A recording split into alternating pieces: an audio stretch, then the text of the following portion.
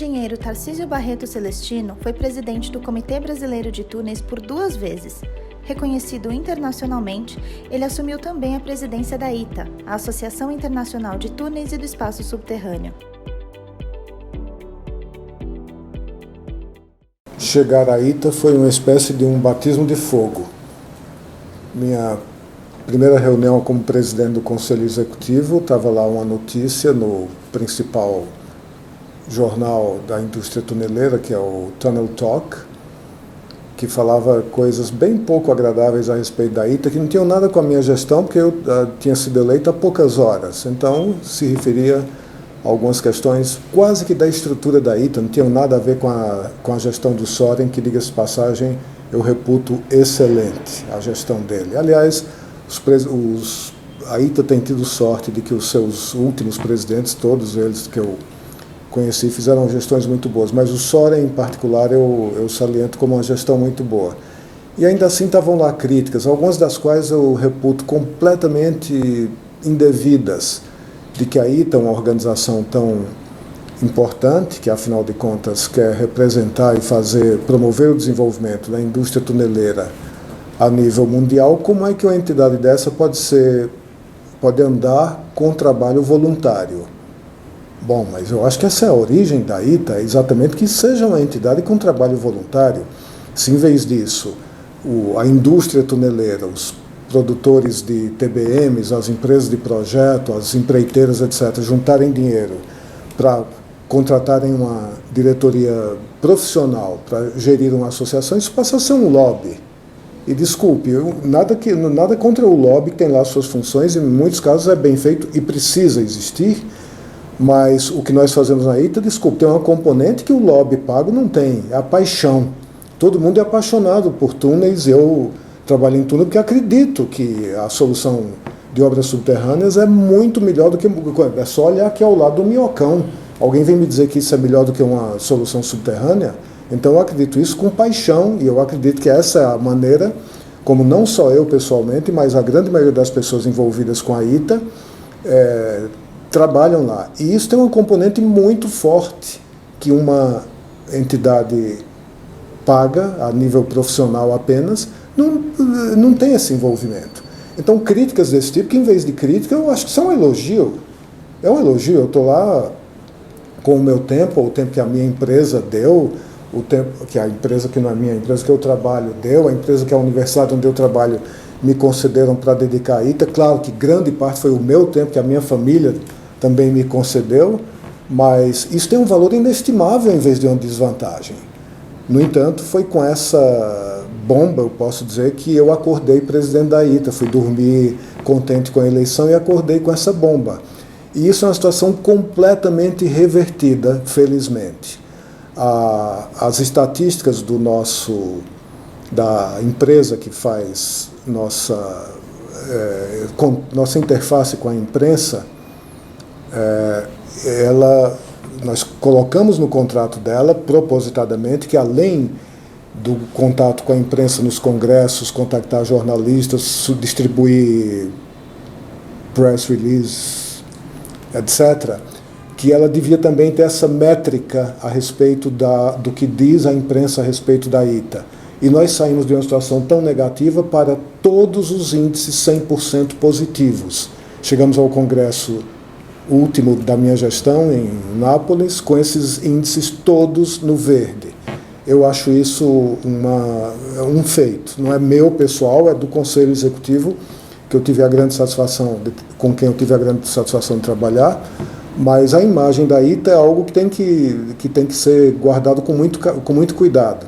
E mesmo antes de eu ser presidente no Congresso de Genebra, portanto, 2013, exatamente quando se elegeu o Soren, havia muita insatisfação de jornalistas ali, principalmente com o modo como eles tinham acesso à informação, ou seja, digamos que a infraestrutura do Congresso e da ITA não estavam ainda voltadas para saber que lidavam com a imprensa e como é que nós temos, que meios físicos, digamos, teriam que ser fornecidos. Naquela época de Genebra, as maiores críticas eram essas. Quando eu assumi, horas depois de eu assumir, a maior crítica era que o modo de AITA operar estava completamente errado, com voluntários, que onde está a governança tem sido um ponto que nós saímos, não que não houvesse preocupações com governança, mas estamos saindo de um nível que eu achava adequado para algo muito elevado. Eu posso dizer, acima da minha percepção pessoal, muito acima do que eu acho que nós poderíamos estar fazendo. Mas, enfim, ser presidente de uma entidade é acomodar todas essas forças, e nós saímos, dessas críticas de que a governança da ITA não era adequada. Hoje eu acho mais do que adequada. Hoje, e tem gente que eu não posso dizer, porque são questões da confidencialidade da correspondência interna da ITA, mas gente de países importantes, de países membros do maior peso, que também acham que a ênfase na governança tem sido exagerada, como eu pessoalmente acho. Mas, enfim, como eu digo, ser presidente é conciliar todas essas forças. Houve algumas ações importantes já parte do nosso dia a dia. A sede da ITA foi uma escolha que eu julgo ter sido uma escolha feliz. A Escola Politécnica Federal de Lausanne, onde nós estávamos desde 2001, acho que o ano é esse, então ficamos lá quase que 2 décadas, e foi uma convivência muito agradável, mas a Escola Federal de Lausanne deixou de ter interesse na área de túneis, porque, aparentemente, com a construção dos grandes túneis de base, o São Gotardo e Lötschberg, eles próprios desativaram a área de túneis deles, deixou de haver um professor de túneis, e alguém deve ter dito, para que a gente quer dentro do nosso campus uma entidade como a Associação Internacional de Túneis? E nos convidaram muito cordialmente a que nós procurássemos outra sede. E esse é um processo exaustivo, eu diria de asas à imaginação, e eu próprio cheguei a propor em algum momento que nós voltássemos para a França, de onde a ITA tinha saído, onde tinha ficado toda a sua, mais de 25 anos. Voltar para a França era uma possibilidade, continuar em Lausanne, num escritório comercial, era outra possibilidade. Finalmente, a possibilidade a alternativa que se materializou, que foi ir para Genebra, para um prédio que na realidade pertence à ONU, ou seja, é terreno da ONU, onde nós estamos cercados de muitas outras entidades internacionais congêneres com a ITA, e essa sinergia traz grandes benefícios. Estamos muito perto, por exemplo, da FIDIC, que eu já vou falar daqui a pouco, mas perto da própria ONU. Então, anteontem, esse fim de semana, sexta-feira, houve um workshop no prédio onde está a nossa sede, em que nós convidamos a ONU para vir e ouvir a respeito das vantagens de obras subterrâneas para cidades, para ambientes urbanos. E a ONU é um órgão muito preocupado com esses assuntos, ela mantém a Conferência Habitat, já vai na sua, sei lá qual edição, ela tem muito interesse porque sabe dos problemas cada vez crescentes das grandes cidades e da importância que as obras subterrâneas têm para minorar os problemas, sejam de enchentes e de tráfego, para citar apenas 2 dos mais cruciais. E a grande contribuição que as obras subterrâneas têm para o ambiente urbano, tanto quanto aliviar enchentes, quanto diminuir o tráfego. E eu fiquei gratissimamente surpreso, até achava que, sem demérito à ONU, mas eu já imaginava que iria lá alguém mais do nível administrativo, burocrático, que iria ouvir as exposições por parte da ITA e levar, tudo bem, até apresentar para alguém da ONU, mas não. Veio o diretor de um departamento da ONU altamente interessado e eu vou dizer até conhecedor, já fruto da interação que tem sempre havido entre a ITA e a ONU. A ITA tem um status no Conselho Econômico da ITA, um status diferenciado, isso já faz muito tempo. O Harvey Parker, como ex-presidente, foi quem mais trabalhou em prol dessa aproximação. Então, fruto dessa interação que já tem havido, eu fiquei gratamente surpreso com até o nível de conhecimento daquele diretor de um departamento da ONU do grau de conhecimento dele dos benefícios de obras subterrâneas e de como ele se mostrou satisfeito de ter ouvido soluções que ele vai levar para o dia a dia do trabalho dele. Então, isso ocorreu por causa da escolha, muito feliz, eu diria, não minha pessoal, mas afinal o Conselho Executivo convergiu para essa solução, foi outro feito importante. O outro é o Livro Esmeralda, talvez esse seja a menina dos meus olhos. Eu tive a sorte de estar no grupo de trabalho 3 de práticas contratuais da ITA, eu era o tutor do grupo. O tutor é a figura que é o elo entre o Conselho Executivo e o grupo de trabalho. Na realidade, não é uma posição operacional do grupo de trabalho, o operacional do dia a dia, o coordenador, digamos, é o chamado animador, Matthias Neuenschwander, que tem grande parte, talvez a maior parte do mérito naquele grupo, pelo sucesso do Livro Esmeralda, do Matthias. Mas eu era o tutor quando surgiu essa ideia, e não é que tudo tenha sido muito fácil, não. A aproximação com a FDIC foi problemática, porque a FDIC é um órgão muito bem financeiramente, eu diria, não diria que não é o nosso caso, porque a ITA vai bem de dinheiro, mas não tem dinheiro sobrando. Eu acho que a FDIC, quando eu olho para eles, tem dinheiro sobrando, porque vendem seus livros amarelo, cinza, branco, vermelho, tantas cores de livros, vendem aí ao redor do mundo há tanto tempo, além de tantas outras atividades que eles têm. Eles são uma entidade muito bem financeiramente, o que não é o caso da ITA. Então eles tinham uma postura financista no início que foi muito difícil romper.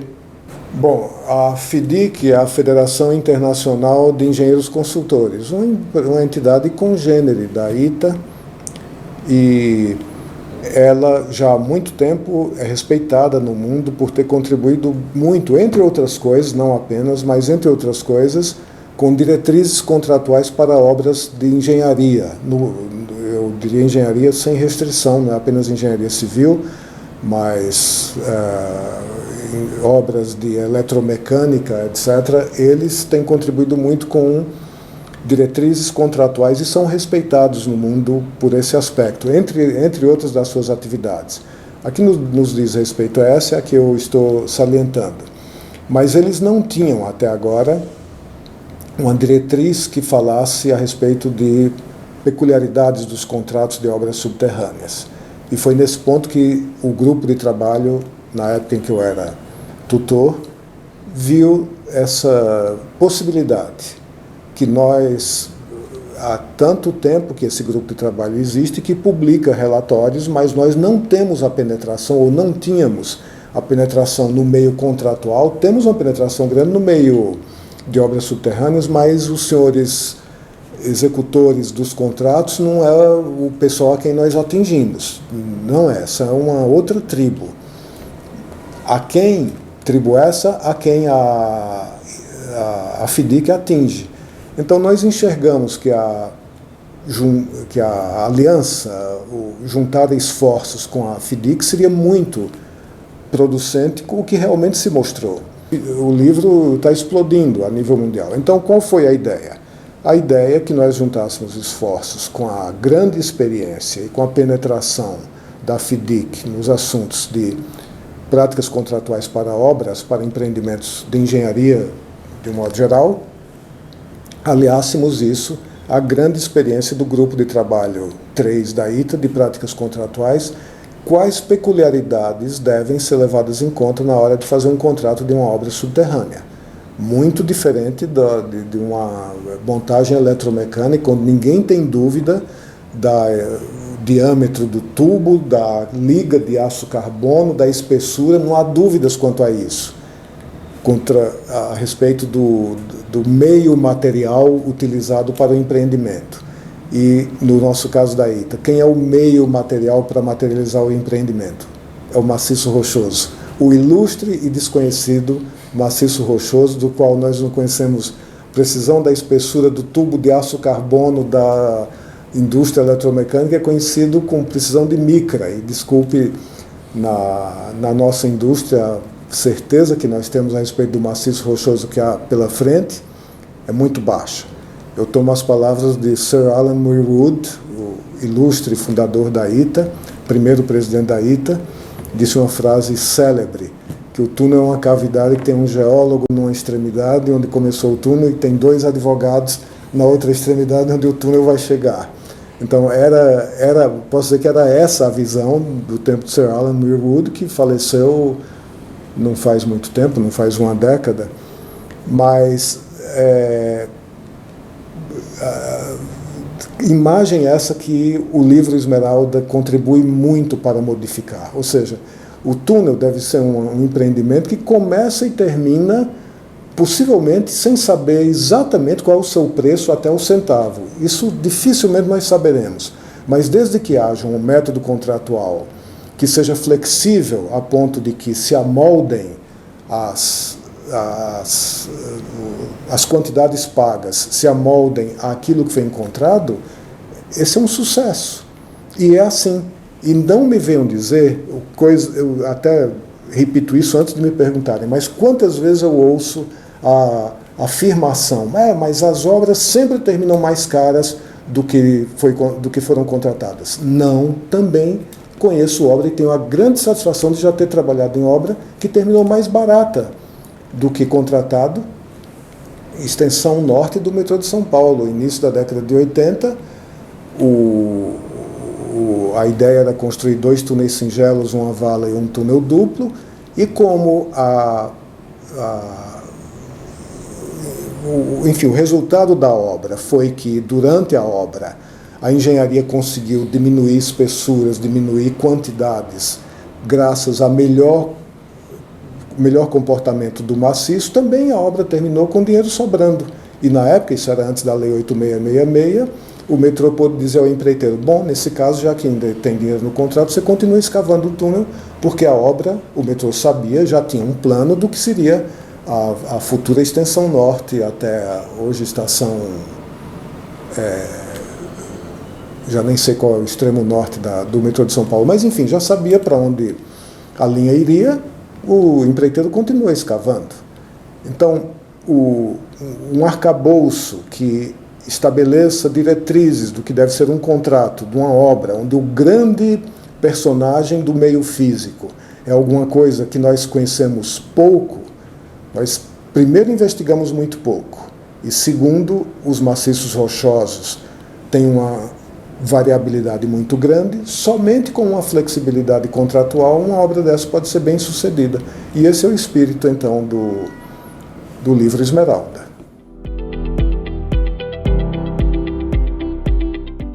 O Brasil praticava o método de preço unitário até meados da década de 90, praticamente todos os túneis aqui eram construídos a preço unitário. O que significa isso? Ao final de cada mês, medem-se as quantidades, qual foi o volume de rocha escavado, tantos 1.000 metros cúbicos, quanto de volume de concreto projetado foi lançado, quantas toneladas de aço foi lançado, vezes os preços unitários do contrato, era aquilo que recebia o empreiteiro ao final de cada mês.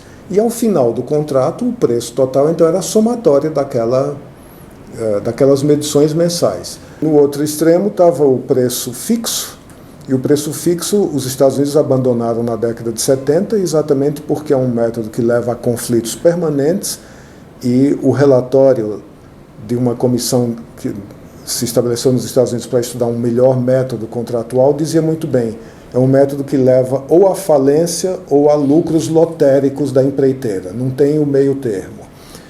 E, infelizmente, o Brasil depois adotou esse método e também aqui se concluiu que não era o caminho para seguir.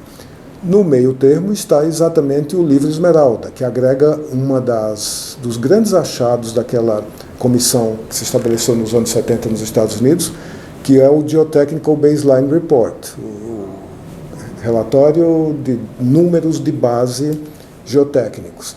Ou seja, os relatórios não podem ser qualitativos, não se podem usar adjetivos de que a rocha é boa, a rocha é ruim, tem que haver números e números que se digam, olha, daqui para cima, se o que você encontrar for daqui para cima, empreiteiro, você está simplesmente dentro daquilo que você previu. Se for daqui para baixo, então não foi mais dentro do que você previu, e daí em diante, então, você tem direito a ressarcimentos. Ou seja, linhas claras a respeito do que devem ser os limites de aplicabilidade do preço que o empreiteiro deu. Ele não pode ser cobrado,